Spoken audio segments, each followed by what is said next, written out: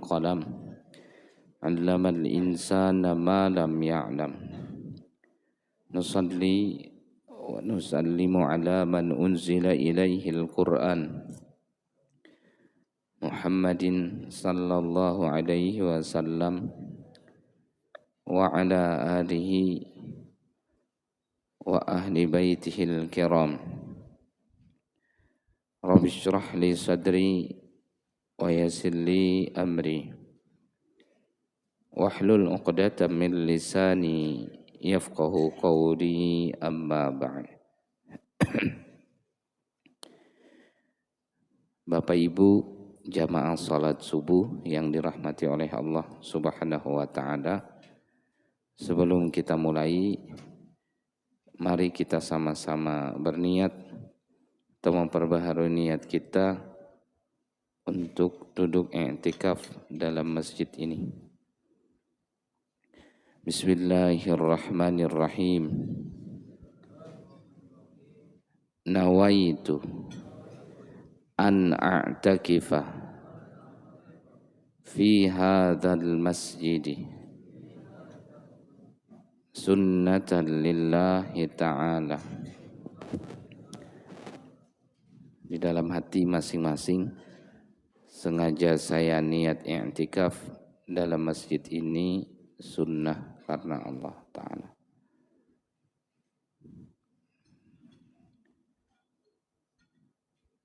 Bapak Ibu jamaah salat subuh yang dirahmati oleh Allah Subhanahu wa taala,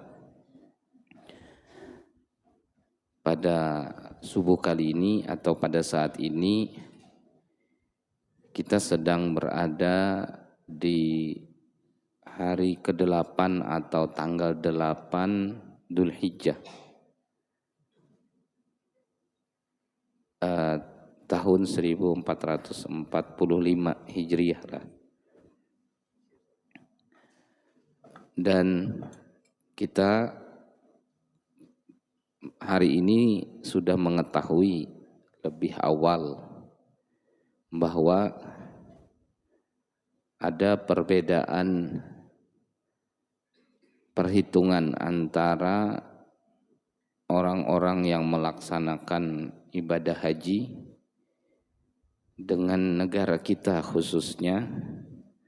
Ada selisih 1 hari di mana orang-orang yang sedang berhaji mereka melaksanakan wukuf di Padang Arafah adalah pada hari Sabtu, yaitu hari ini.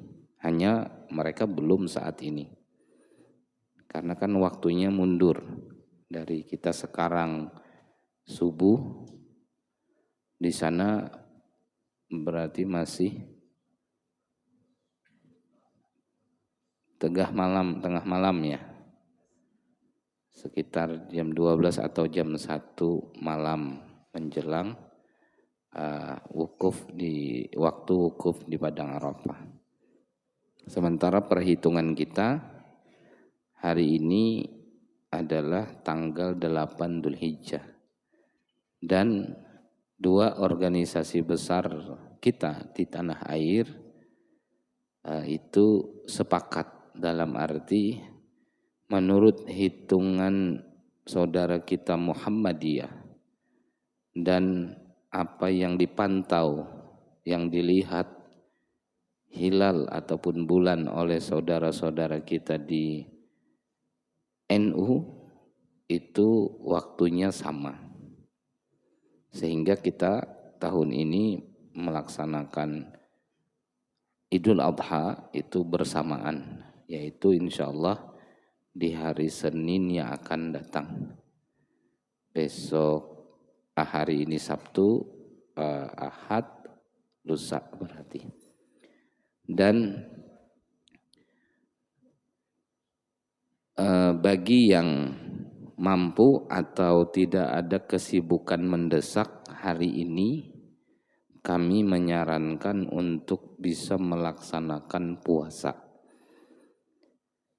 yaitu yang kita ketahui puasa tarwiyah namanya, Adapun yang tadi malam tidak ada niatan untuk berpuasa pada subuh ini baru kemudian disampaikan dan berubah ingin melaksanakan puasa, maka masih ada kesempatan atau masih bisa selama mineral gelas itu belum terminum. Tapi bila sudah minum itu sudah tidak lagi. Artinya masih yang belum lah. Ini kan memang sudah dibagi, tapi masih ada yang belum meminumnya dan ingin berpuasa, maka masih bisa. Tapi jika tidak berpuasa pula, ya tentu tidaklah mengapa. Hari ini namanya puasa tarwiyah. Minimal jika hari ini tidak puasa, minimal besok hari yang disebut dengan puasa Arafah.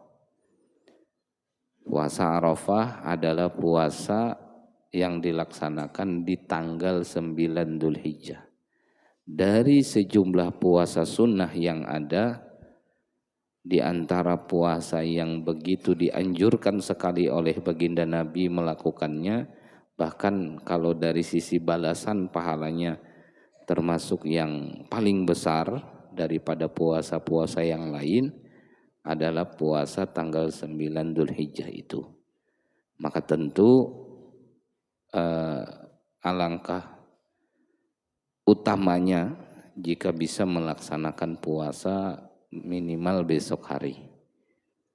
Ya, kalau bisa dari hari ini tadi tentu lebih baik lagi, jika tidak ya minimal besok, usahakan mudah-mudahan kita semua bisa melaksanakan puasa. Nah, adapun kemudian setelah tarwiyah, Arafah, lalu kemudian Yaumun Nahar namanya, hari penyembelihan. Nah jadi dulu rasanya pernah kami sampaikan, jadi begini, kalau dari sisi sejarah lain, bahwa ini juga ingin menjawab bagaimana kita ini berbeda bahasa hari Arafah antara orang-orang yang wukuf di Padang Arafah di Mekah itu dengan kita di tanah air. Jawabannya, hari Arafah yang di tempat kita, kalau kita melihat dari sisi sejarahnya Nabi Ibrahim, ya memang tidak ada hubungannya dengan mereka yang berhaji. Artinya dua hal yang berbeda. Dan kenapa ada puasa tarwiyah? Dulu pernah kami sampaikan, mengingat bahwa Nabi Ibrahim itu dalam sejarah beliau bermimpi itu sampai 3 kali. Mimpi diperintahkan menyembelih anak beliau itu 3 kali. Nah, mimpi pertama itu terjadi di malam ke-8. Malam ke-8 Dzulhijjah. Kalau kemudian diurutkan menggunakan kalender Hijriyah itu. Jadi malam ke-8 kayak tadi malam tuh, tadi malam tuh Nabi Ibrahim mimpi diperintahkan menyembelih putra beliau. Namanya seorang ayah, begitu ada mimpi seperti itu tidak langsung percaya. Karena juga berpikir bagaimana mungkin Allah meminta melakukan sesuatu yang menyalahi syariat. Itu kan hitungannya menyalahi syariat, menyembelih anak gitu. Akhirnya Nabi Ibrahim di hari ke-8 itu tarwa namanya, tarwa itu memikirkan, merenungi betulkah mimpi ini dari Allah, seraya bermohon atau mendekatkan diri kepada Allah agar diberi isyarat lain.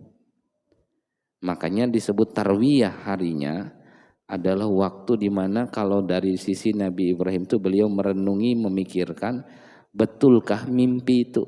Ya hari kayak gini, nah hari ini.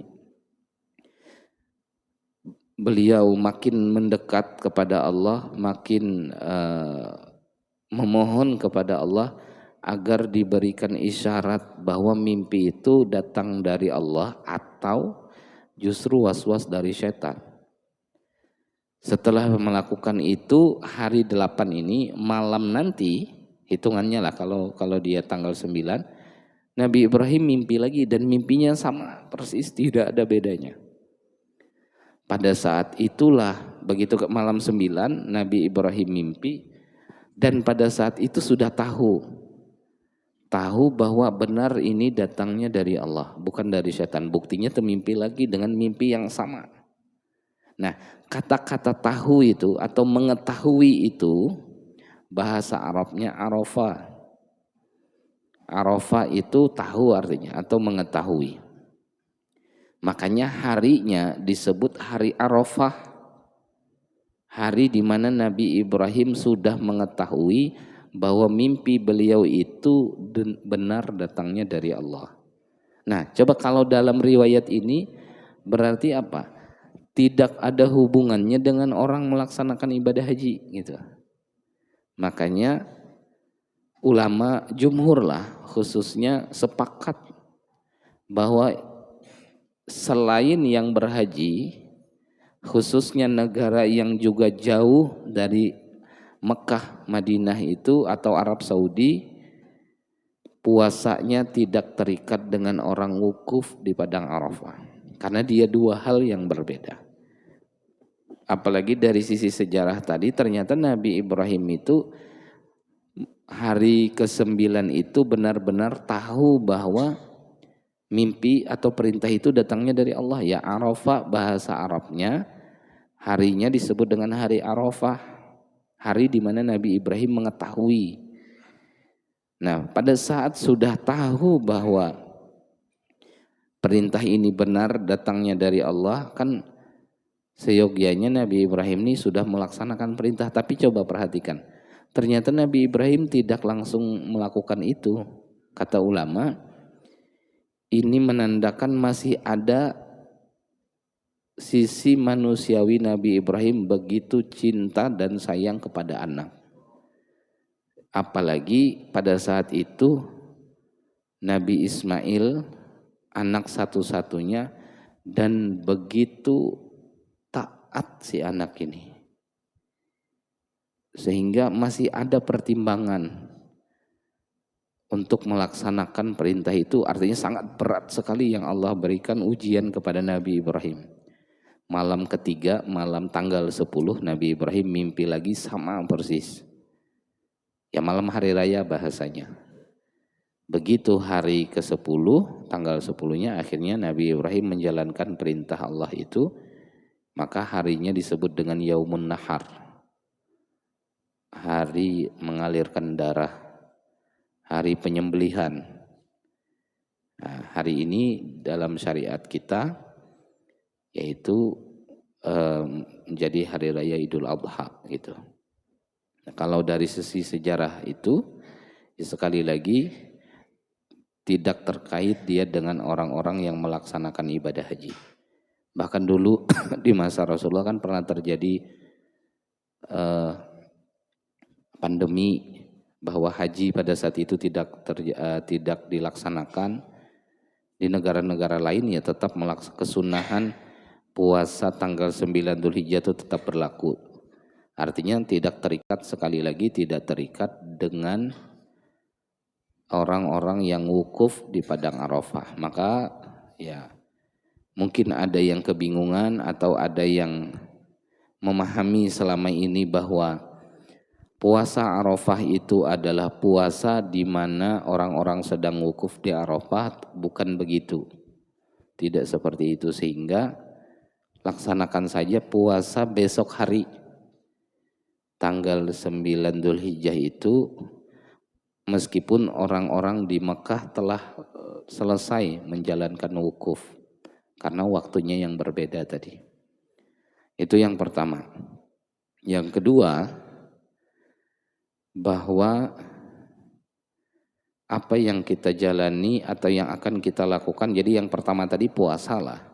Mudah-mudahan sekali lagi yang bisa atau sudah niat puasa hari ini dan atau baru mau niat puasa sebelum minum itu tadi, silahkan berniat saja di dalam hati dengan niat puasa sunnah tarwiyah.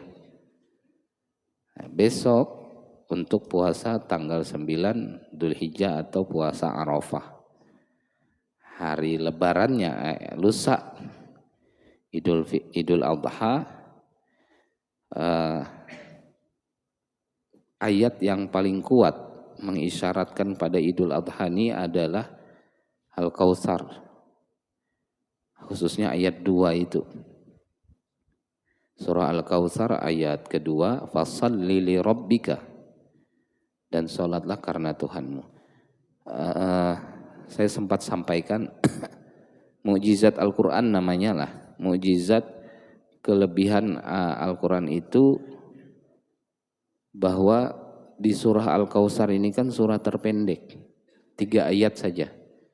Dan ternyata ada ulama yang meneliti ayat ini, itu ayat ini mulai dari jumlah huruf, mulai dari huruf yang digunakan, susunan-susunan katanya, itu semuanya merujuk kepada apa? Kepada tanggal 10 Dzulhijjah. Jadi luar biasa. Ada ulama yang menemukan itu gitu. Tapi ya seperti itu, Al-Quran itu tidak akan pernah habis dipelajari. Maksudnya ginilah, coba. Inna a'tainakal kautsar fashalli li rabbika wanhar inna syani'aka huwal abtar. Itu kan huruf terakhirnya huruf apa? Huruf ra semua kan, dari ayat 1, ayat 2, ayat 3 itu hurufnya ra semua terakhirnya. Nah, huruf ra ini kalau kita lihat dalam huruf hijaiyah adalah huruf yang ke-10. Dari alif, ba, ta, sa itu yang nomor 10 itu huruf ra. Dan ternyata di Al-Qur'an apa?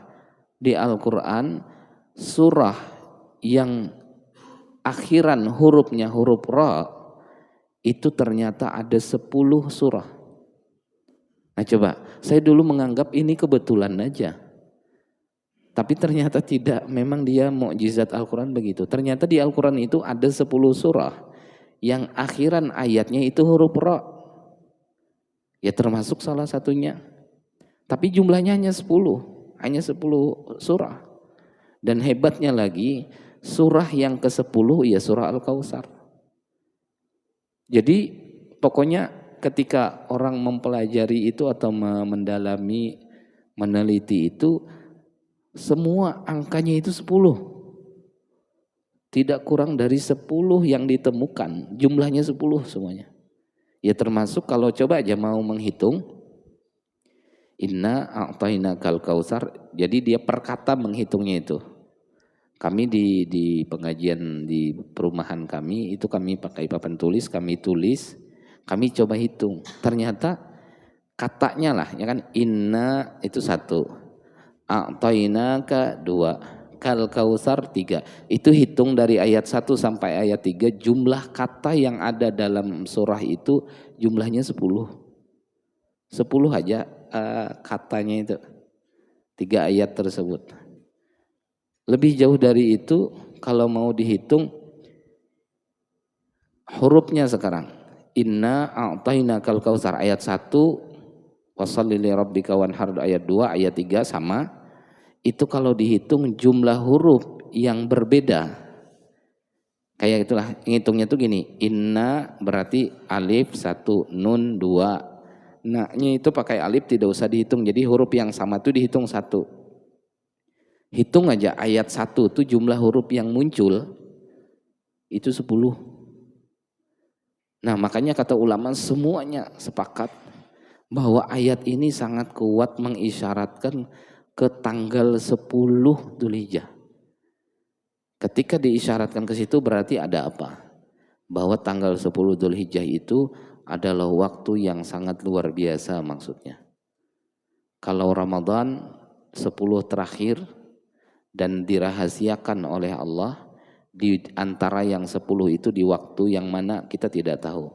Tapi kalau Dzulhijjah 10 pertama bahkan sudah diperlihatkan langsung harinya adalah tanggal 10-nya. Sebagian ulama menganggap ada kemuliaan yang sangat besar di tanggal 8, di tanggal 9, ya hari Arafah itu. Jadi pada intinya pertama kami ingin mengajak kita semua khususnya yang berhadir pada subuh kali ini, bagaimana nanti melewati kan momen-momen yang sangat dekat sekali di kita. Hari ini tanggal 8, besok 9, lusa tanggal 10. Menganggap Idul Adha itu jangan hari biasa, itu maksudnya. Bahkan saya mengajak, mudah-mudahan saya pribadi juga bisa melaksanakannya, malam hari raya Idul Adha ini yang mohon maaf tidak terbiasa tahajud, minimal cobalah bangun untuk melaksanakan tahajud. Ya cukup 2 rakaat sebelum subuh, biar tidak terlalu sulit. Kalau subuh jam 4 lewat sekian ya bangun saja misalkan jam 4 pas. Lalu siap-siap sempat sholat tahajud minimal 2 rakaat. Nah itu subuh hari raya lah. Subuh hari raya itu. Agar apa? Agar melewati Idul Adha atau hari raya Idul Adha ini dengan lebih menjalankan ibadah dibandingkan hari-hari biasa. Karena sekali lagi kalau ditanya hari raya besar umat Islam itu adalah hari raya apa? Jawabannya hari raya Idul Adha. Bukan Idul Fitri. Sayangnya di kita Idul Adha ini kayak biasa karena inilah dia kayak nemu aja gitu. Kalau Idul Fitri kan terasa tuh kita puasa dulu, bayar zakat fitrah, baru Lebaran bahasanya.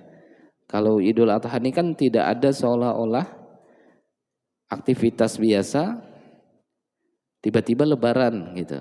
Nah, lalu orang-orang menganggap Idul Adha ini sangat biasa sekali, padahal kalau mau dibandingkan Idul Adha itu jauh lebih dahsyat dibanding Idul Fitri gitu. Makanya kami mengajak Bapak Ibu usahakan Idul Adha ini nilai ibadahnya lebih tinggi dibandingkan Idul Fitri bahkan. Seperti itu. Itu yang pertama disampaikan. Yang kedua terkait masalah kurban lagi, lanjutannya kan kalau ditanya tanggal 10 itu apa yang dilakukan? Ya 2. Fasholli li rabbika, 1. Yang kedua wanhar.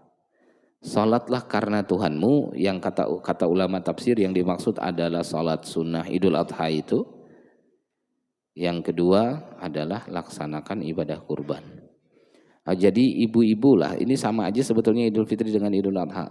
Seandainya nanti Idul Adha atau pas hari Senin memang berhalangan atau dalam keadaan haid, kami sarankan tetap ikut hadir datang pelaksanaan sholat id itu.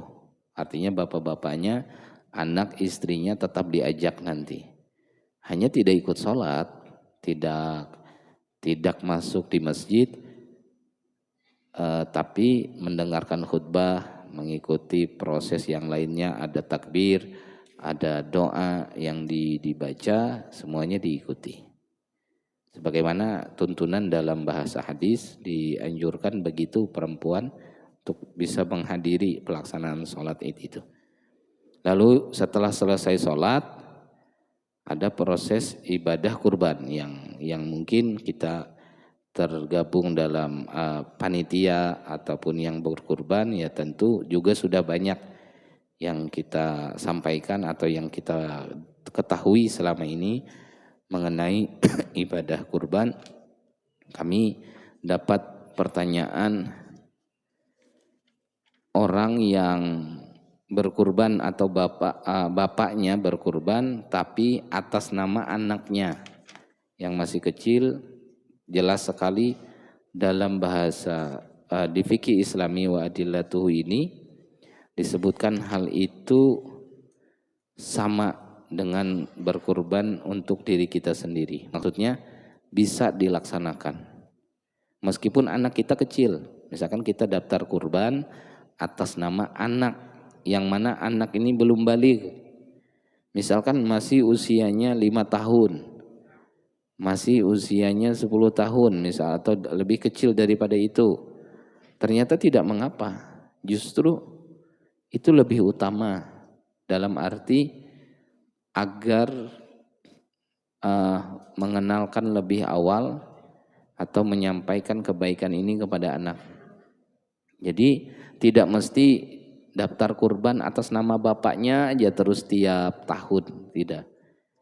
Misalkan tahun lalu atas nama si bapak, tahun ini atas nama istri, tahun berikutnya atas nama si anak. Justru itu lebih kalau di fikih diarahkan begitu. Kenapa? Karena tadi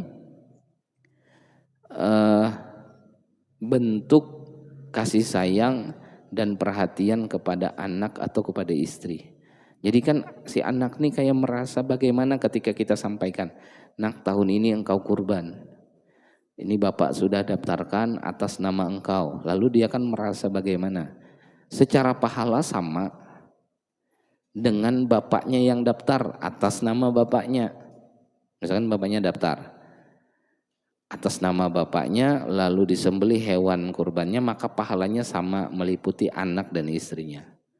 Tapi ternyata lebih bagus diisyaratkan dalam fikih justru daftar aja atas nama si anak, daftar saja atas nama istri. Dan sekali lagi ini bentuk kasih sayang ataupun peduli terhadap anak istri ini. Karena kan istri juga akan merasa didaftarkan kurban oleh suaminya, lalu ada perasaan yang berbeda gitu karena merasa dirinya yang terdaftar namanya itu. Nah itu ketika atas nama anak istri, maka sekali lagi tidak mesti harus nama kita saja, bisa saja nama anak, nama istri, ataupun bahkan bisa untuk orang lain kurban ini. Berikutnya terakhir bahwa kita sudah sampaikan jika yang kurban adalah atas nama orang yang sudah meninggal, itu ada dua lah, yang pernah berpesan dan tidak. Kalau ada orang tua pernah berpesan, kita ulangi lagi, lalu kita kurban atas nama beliau, maka tidak ada daging yang dimakan, semuanya dibagikan. Tapi jika kita kurban atas nama orang tua yang sudah meninggal dan tidak ada pesan dari beliau, maka masih dimungkinkan atau masih bisa seandainya mau memakan dagingnya. Mau memakan dagingnya atau daging kurban yang kita daftarkan tersebut, seandainya kita makan masih tidak mengapa. Itu sudah juga kita sampaikan. Saya rasa insya Allah kita semua apa yang telah terjalani selama ini itu sudah sesuai saja dengan tuntunan ataupun aturan yang ada. Bahwa orang melaksanakan kurban tahun ini bukan tahun ini, setiap tahunnya itu kemungkinannya kan dua. Satu, bisa untuk memakan dagingnya. Yang kedua, bisa untuk berbagi, memberikan ke orang-orang daging kurbannya. Jadi itu manfaat paling kelihatan ketika kita menjalani ibadah kurban. Tapi ada kondisi-kondisi tertentu di mana yang berkurban tidak lagi boleh memakan daging. Ya, dulu sudah kita sampaikan, mereka yang bernazar, yang memiliki kewajiban untuk melaksanakan kurban, atau ada wasiat tadi dari orang tua yang sudah meninggal itu. Saya rasa sederhananya itu mungkin ada beberapa hal yang tidak sempat tersampaikan karena saya pribadi melihatnya semuanya sudah bisa difahami dengan baik, bahkan sudah terpraktekkan gitu langsung oleh orang-orang kita. Silahkan kepada jamaah Bapak atau Ibu jika ada yang ingin ditanyakan terkait tadi beberapa hal yang disampaikan atau mungkin beberapa hal lainnya di luar dari tema, di luar dari materi, silahkan jika ada yang ingin ditanyakan terlebih dahulu. Boleh, silakan. Assalamualaikum warahmatullahi wabarakatuh. Satu pertanyaan Ustaz, jadi di satu kantor itu mengeluarkan, ya artinya dari kantor itu mengizinkan membeli sapi dalam rangka memeriahkan hari Idul Adha. Kemudian ada usulan dari salah satu karyawan ini bahwa sebaiknya sapi itu kemudian istilahnya diatasnamakan ke karyawannya, dipilih gitu ya, entah kemudian yang senior dan sebagainya. Ya. Karena kalau atas nama kantor misalkan kan ini tidak dianggap sebagai kurban ya. Nah ini sebetulnya seperti apa Ustaz? Karena ini mohon maaf kebetulan di tempat kami ini insya Allah akan ada seperti itu. Gitu. Jadi kami kemarin menyarankan ya silakanlah kantor itu memilih atau istilahnya melimpahkan kepada karyawannya sehingga dia bisa berkorban atas nama karyawannya gitu. Kan tidak merugikan sebetulnya gitu. Terima kasih Ustaz. Assalamualaikum warahmatullahi wabarakatuh. Waalaikumsalam. Baik, jadi memang benarlah. Alhamdulillah dakwah kurban ini kelihatannya cukup luas. Sehingga semangat melaksanakan kurban ini masuk ke semua golongan, ke semua kelompok. Sehingga semangatnya tadi, semangat berkurban itu muncul di hari-hari raya Idul Adha itu. Tetapi ya tadi karena ini ibadah maka dia punya ketentuan atau syariat tersendiri. Ya salah satunya ketentuan kurban itu berlaku hanya kalau sapi maksimal 7 orang. Kalau atas namanya. Kalau kambing 1 orang. Beda dengan niat lah. Jadi bedakan antara niat yang berkurban dengan mengatasnamakan. Kambing, kita kurban kambing. Atas namanya wajib 1. Tidak bisa kurban kambing atas nama keluarga siapa, tidak berlaku. Karena pasti disebut keluarga itu jumlahnya banyak lebih dari 1. Jadi wajib 1 kalau kambing, kalau sapi wajib 7. Yang 7 orang ini atau yang 1 orang kambing ini tidak terbatas untuk niat dalam hati, ya Allah saya kurban kambing, semoga kau sampaikan pahalanya untuk ini disebutkan semuanya, tidak mengapa. Tapi atas namanya wajib 1. Makanya tidak bisa, tidak sah bahkan kurbannya 7 orang harusnya dalam 1 ekor sapi. Ini kurban sapi atas nama perusahaan ini, yang mana di dalam perusahaan itu banyak orangnya, maka tidak lagi menjadi kurban. Ini kurban kambing atas nama keluarga ini. Keluarga itu tidak mungkin 1, pasti lebih, minimal 2. Keluarga kecil 3, keluarga berencana. Ya kan, ada anak, ada suami, istri, ada anak 1 atau 2, pasti lebih dari 1. Maka tidak bisa, wajib, sekali lagi lah biar jelas supaya ini tidak ada keraguan. Atau mungkin karena melihat video-video yang beredar di media sosial bahwa kambing itu bisa untuk 1 keluarga, iya, niatnya atas namanya dalam mazhab Imam Syafi'i wajib 1. Itu bahasanya. Nanti yang 1 ini berniat sebanyak-banyaknya ya silahkan. Nah, begitulah tadi yang terjadi ketika perusahaan, kantor, karena semangat kurban ini muncul, lalu ingin memeriahkan Idul Adha juga dengan membeli hewan sapi, lalu juga disembelih. Betul kalau hanya disembelih begitu saja atas nama kantor tadi atau perusahaan, ya dia jadi daging biasa. Tidak ada nilai kurbannya di situ. Tapi mirip dengan ibadah kurban. Lalu solusinya bagaimana? Solusinya memanfaatkan kesempatan itu dengan disampaikan tadi. Bagaimana kalau satu ekor sapi ini dipilih 7 orang di antara karyawan yang ada di kantor itu, 7 untuk atas nama mereka. Jadi dananya dari dana kantor diberikan ke 7 orang ini, bahasanya begitu, untuk mereka mendapatkan pahala kurban. Jawabannya memang seperti itu solusinya. Artinya lebih utama begitu dibandingkan sembelih saja tanpa mengatasnamakan yang 7 tadi. Jadi betul, saya pun menyarankan kalau bisa begitu, memang usahakan dipilih 7 orang. Ya tentu saja berdasarkan kesepakatan ataupun ya keputusan dari pimpinan. Artinya kan dana keluar itu memang dari atasan biasanya, daripada dia tersembelih sebagai daging biasa. Ya tidak ada masalah sih, hanya tidak dapat pahala kurban ini akhirnya. Hanya dapat semangatnya aja begitu.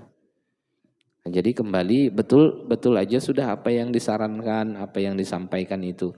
Ya mudah-mudahan bisa dilaksanakan itu, termasuk inilah seandainya nih masjid kita ini dapat sumbangan 1 ekor sapi. Misalnya entah dari Pemkot atau Pemprov atau misalkan dari perusahaan mana ngantar sapi ke sini, itu bukan sapi kurban lah. Itu ya sedekah biasa. Bahkan non muslim sekalipun misalkan mengantar ke masjid ini karena dia tahu orang muslim itu hari raya haji nyembelih sapi, lalu dia sedekah kalau bahasa kita, tapi dia kalau dari dia kan namanya hadiah. Dia berhadiah ke kita, orang-orang yang ada di masjid. Maka nanti panitia masjid bisa memilih 7 orang untuk melaksanakan kurban tahun ini dengan sapi pemberian tadi. Siapa orangnya? Ya itu teknisnya. Biasanya keluarganya panitia biasanya. Itu biasanya. Sebagaimana kemarin KPPS, keluarganya RT biasanya yang paling banyak. Tapi enggak, itu kebetulan aja kalau memang ada keluarga RT ya. Nah, jadi kembali betul sudah apa yang dilakukan itu ya mudah-mudahan bisa disetujui ya, dalam arti justru itu lebih utama. Sayang sama-sama disembelih, sama-sama terbagi dagingnya, sementara nilainya beda kalau dia tidak dijadikan ibadah kurban gitu. Ada lagi yang lain? Ibu boleh silakan.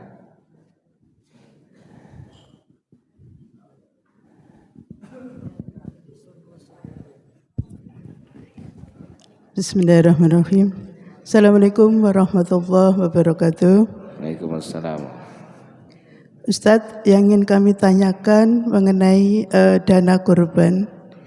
Misalkan dalam perinciannya itu sudah selesai semua, termasuk pembelian kresek, tali dan sebagainya, itu masih ada dana sisa Ustadz. Itu solusinya dikemanakan?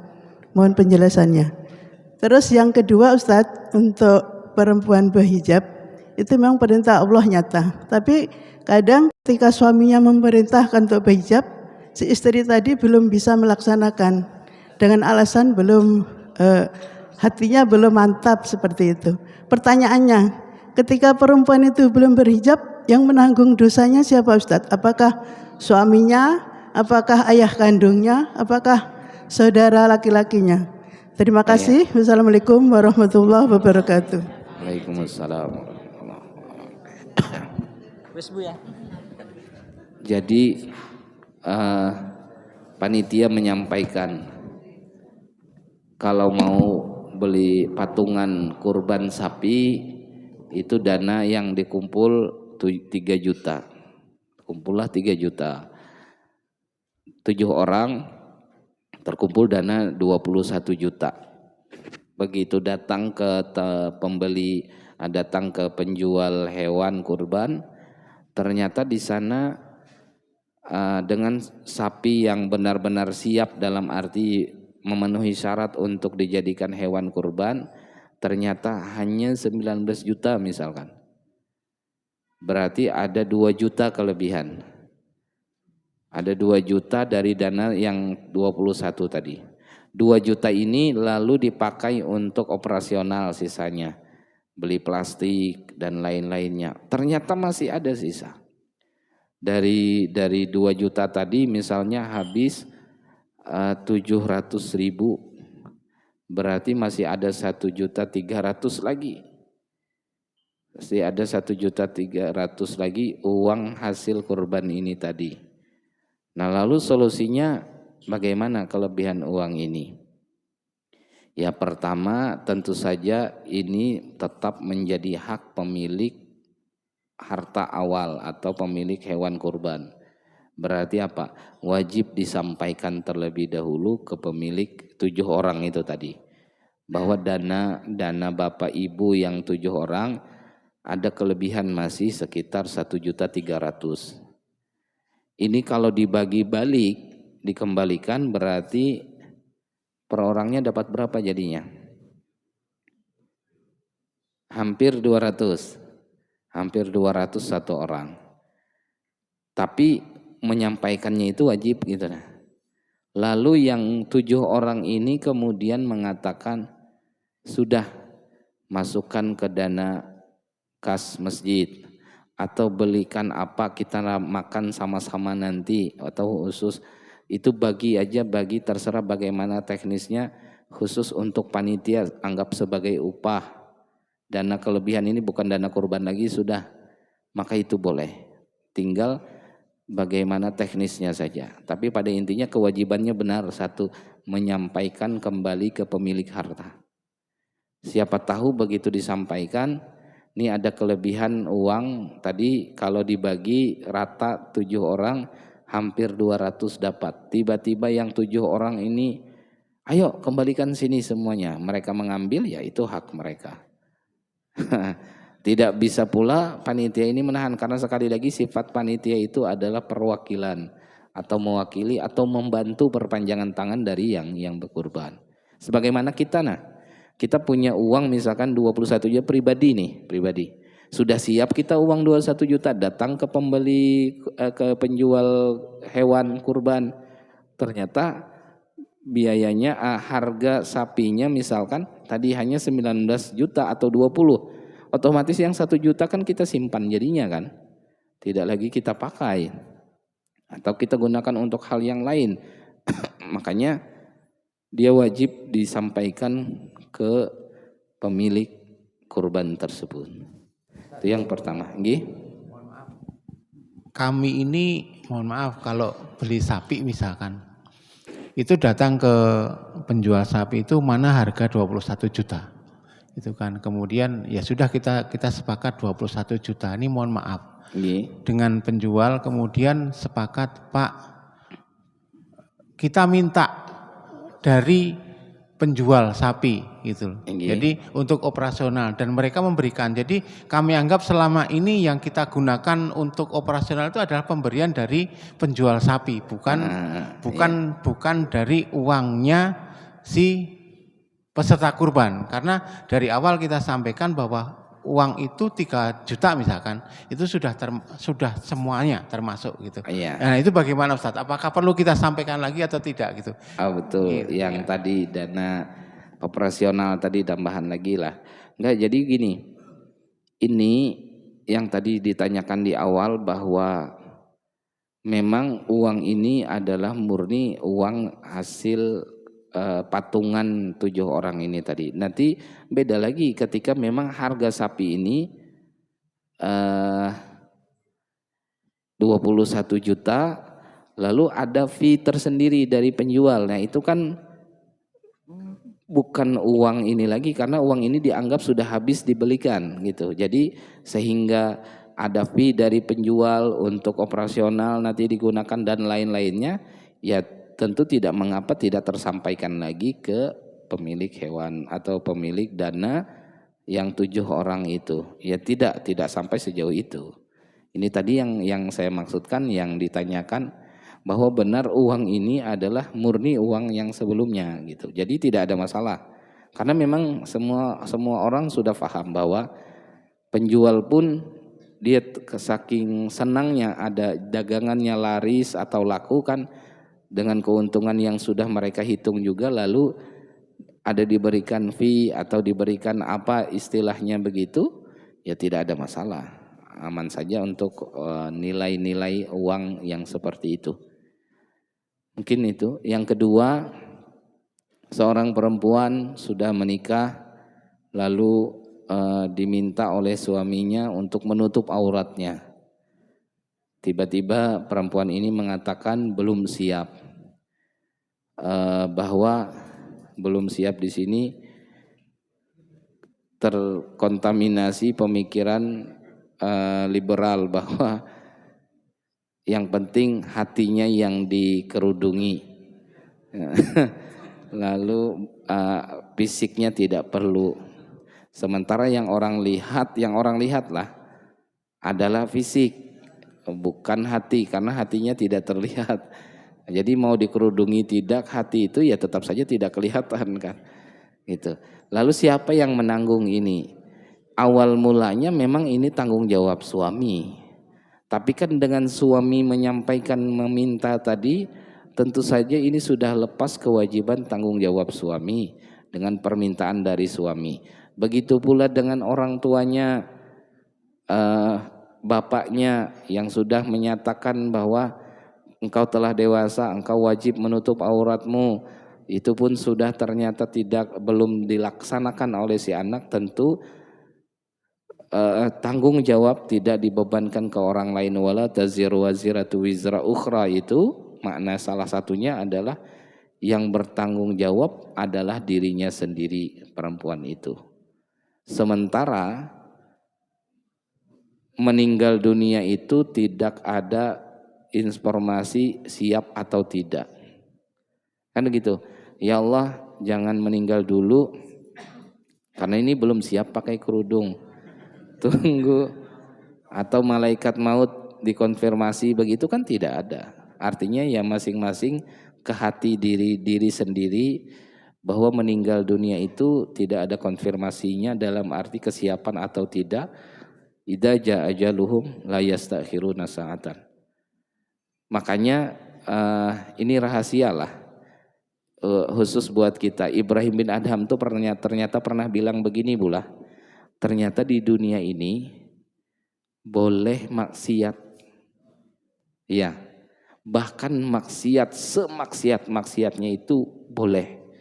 Bisa dilakukan dengan syarat bila malaikat maut datang bisa menunda, bilang ke malaikat maut bulan depan aja mau taubat dulu.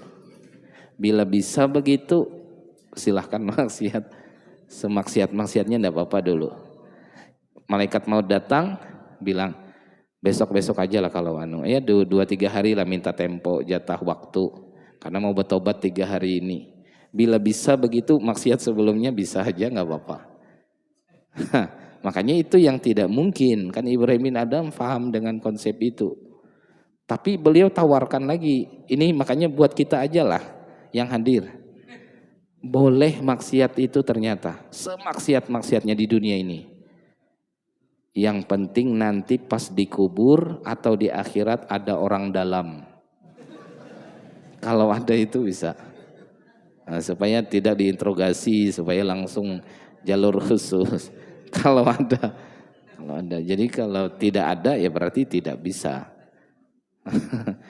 Baik, mungkin itu. Ada lagi terakhir? Boleh? Di belakang ada. Silakan. Silakan, Gi.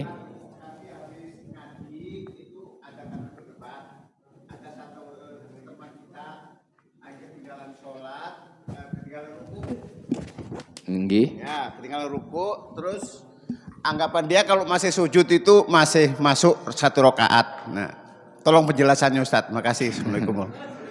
Baik. Jadi gini, sholat itu jelas ibadah. Bahkan ibadahnya ibadah mahdhah. Ibadah yang ketentuan syarat dan ketentuannya sudah jelas. Aturannya sudah jelas, tidak bisa ditebak-tebak, tidak bisa kayaknya gitu, atau bahasanya sekehendak hatinya. Jadi mohon maaf tadi yang bertanya Bapak, kata temannya selama masih sujud ya, atau pas masih ikut sujud masih bisa atau dapat 1 rakaat. Nah, sebelum menjawab itu ditanyakan saja dari mana ilmu yang begitu. Itu tuh. Ya, kan artinya langsung ketahuan tuh. Kalau dia jawab memang begitu, menurut saya memang begitu, karena kalau coba aja pikir-pikir 1 rakaat itu terakhirannya kan sujud, berarti ujung 1 rakaat hitungannya. Secara logika berarti masih bisa atau dihitung 1 rakaat. Maka berarti dia melaksanakan ibadah ini berdasarkan akalnya saja. Sementara agama itu tidak hanya akal. Ada namanya dalil nakli namanya. Dalil yang datang dari Al-Quran ataupun yang datang dari hadis yang dicontohkan oleh baginda Nabi. Kesimpulannya saya tidak jawab secara rinci bahwa pemahaman itu sangatlah keliru atau tidak tepat cara itu melaksanakan sholat. Karena semua ulama sepakat, khususnya kitab yang biasa kita baca, batasan dapat 1 rakaat tidaknya itu adalah sempat ruku bersama imam atau tidak. Kalau sempat ruku sama-sama imam rakaat pertama nih tadi, itu dihitung tidak ketinggalan, benar. Tapi kalau sudah lewat dari ruku, maka meskipun sempat ikut sujud, sempat ikut duduk antara 2 sujud, sujudnya ini sempat 2 kali diikuti, tetap saja dia wajib menambah atau kurang rakaat dihitung pada saat itu. Nah, jadi itu aja, sekali lagi tanyakan aja nanti kepada beliau yang bilang begitu, dari mana ilmunya itu. Pak Ustadz, mau tanya sekali lagi, bagaimana hukumnya panitia yang berharap mendapatkan daging 1, ada juga panitia yang berharap mendapat daging dengan honor, itu gimana hukumnya menurut agama Islam itu? Yang kedua tadi panitia berharap daging dan honor. Kalau bahasa berharap sifatnya di dalam hati, itu urusan dia dengan Allah, yang mana syariat belum bisa menghukumi secara khusus, dalam arti tidak bisa kemudian dikategorikan ini haram, ini makruh, ini sunnah. Hukum syariat itu artinya ini benar-benar urusan dia atau urusan hatinya dengan Allah, dan dia akan mendapatkan apa yang diniatkannya. Makanya Rasulullah menyebut innamal a'malu binniyat, itu kan bahwa seseorang itu akan dia dapat sesuai apa yang menjadi niat di hatinya, yang diinginkannya. Makanya hadisnya itu, paman kanat hijratuhu, barang siapa yang hijrah, kan pada saat itu hijrah pindah ke Madinah itu karena supaya dapat harta di sana, di tempat pindah yang baru, supaya dapat bisa menikah di sana dengan perempuan baru. Pada saat itu apa kata Rasulullah? Fa hijratuhu ma hajara ilaihi. Hijrahnya akan dapat sesuai yang dia niatkan. Dan banyak di dunia ini orang niatnya, mohon maaf panitia tadi, niatnya supaya dapat daging, jadi panitia. Begitu dia jadi panitia, maka insya Allah dagingnya akan dapat. Tapi karena dia sudah dapat itu, dia tidak akan mendapatkan balasan apapun selain itu saja. Berbeda dengan orang yang niatnya tadi hanya bahasa untuk membantu saudara yang ingin kurban, ingin mendapatkan pahala, dia akan diberi lebih, bisa jadi nanti dunianya pun dia dapat. Makanya itu keuntungan yang paham dengan konsep ini gitu. Tapi sekali lagi kalau dihukumi apa hukumnya, dia tidak bisa dihukumi secara khusus. Ya akan kembali ke niatnya masing-masing.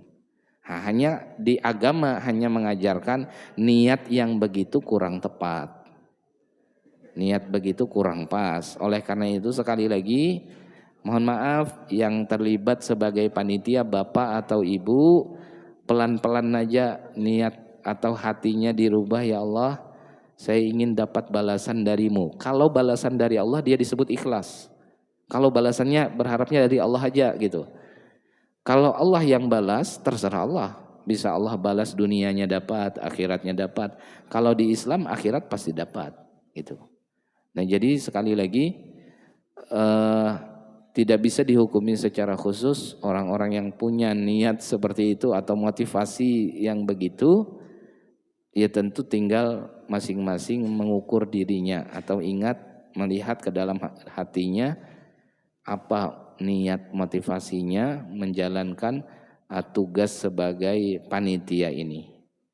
Dan jangan khawatir, namanya rezeki di dunia ini kan sudah ditentukan, nggak bakalan tertukar, tidak bakalan kurang, tidak bakalan tidak tersampaikan. Tapi siapa yang bagi rezeki? Allah. Dan Allah lebih tahu niat kita semua. Nah, mudah-mudahan Allah bantu kita bisa menata hati, membuat apa yang Allah senangi itu yang ingin kita jalani. Urusan berapa yang Allah beri itu urusan Allah. Mudah-mudahan Allah ridha terhadap kita semua. Amin, amin ya rabbal alamin. Mungkin itu, mudah-mudahan ada manfaatnya. Mohon maaf atas segala kekurangan. Masih ada sedikit waktu, kita salat sunnah isyraq masih ada, belum masuk ke waktu duha. Insyaallah kita baca doa selepas daripada salat sunnah isyraq. Kita tutup dengan doa kafaratul majlis. Subhanakallahu wa bihamdika, subhanakallahu wa bihamdika, asyhadu an la ilaha illa anta, astaghfiruka wa atubu ilaik. Assalamualaikum warahmatullahi wabarakatuh.